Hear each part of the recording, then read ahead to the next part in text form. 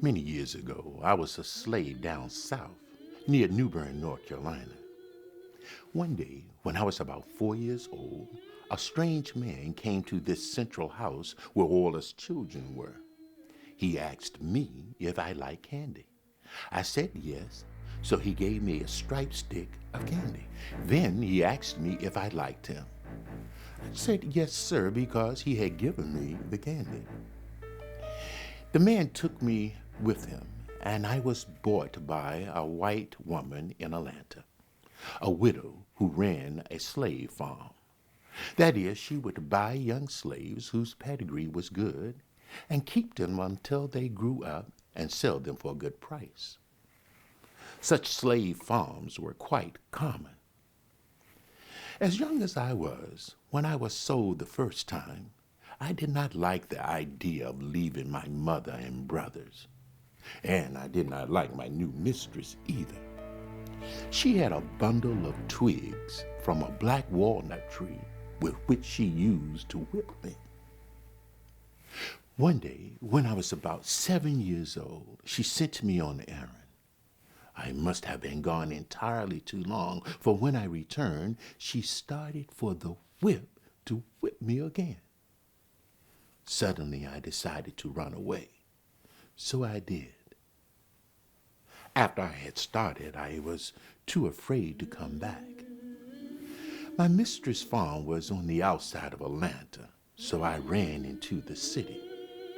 There on the street, I ran across an old colored man who asked me what my name was, what part of the country I was from, and who my mother was. After I had told him, he said, "I know your people. I was sold from that part of the country." Then he pointed the road that led to New Bern and said I might catch a ride on the stage. Not long afterwards, I saw a stage standing up before a building, so I waited around to see when it would start. Finally, I saw a white lady with a copy bag coming towards the stage. I went, took her copy bag, and helped her. The colored man who was driving the stage thought I belonged to her because of that fact. It proved that the lady was going by stage route from Atlanta to Wilmington, North Carolina. Of course, the same horses and the driver that started from Atlanta did not make the whole journey to Wilmington. The horses were changed, the first driver went back, and a new man took over the stage until the next change was made. But as all of the drivers thought I was with the white lady, and as she seemed to be willing to help me by letting them think so, I made the trip to Wilmington in that manner.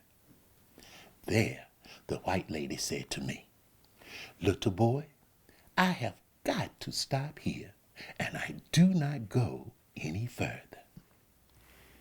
I suppose she knew I was running away and sympathized with me, but she did not want to get into any difficulty for herself, for she did not ask me my name, and she cautioned me I did not know anything about her. From Wilmington, I started to New Bern down the road to the plantation where my mother was. That was on the Neuse River, about 35 miles from New Bern. I walked in the road, but if I heard anyone coming, I would go into the woods and wait until they passed. As it happened, nobody bothered me.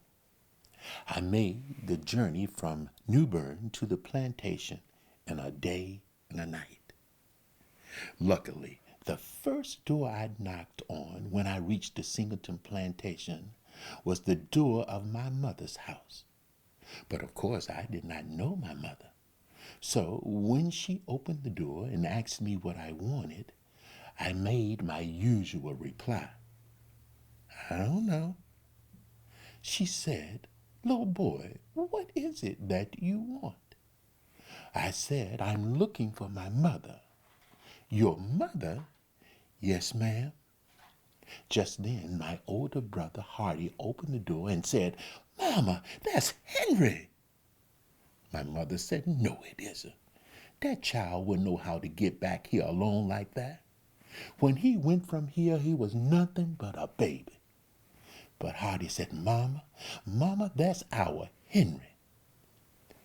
My mother said, I won't believe it except I can see the scar on the back of his neck where he was burned. I burnt him smoking my pipe one night. And when he left here, that scar was plain on the back of his neck.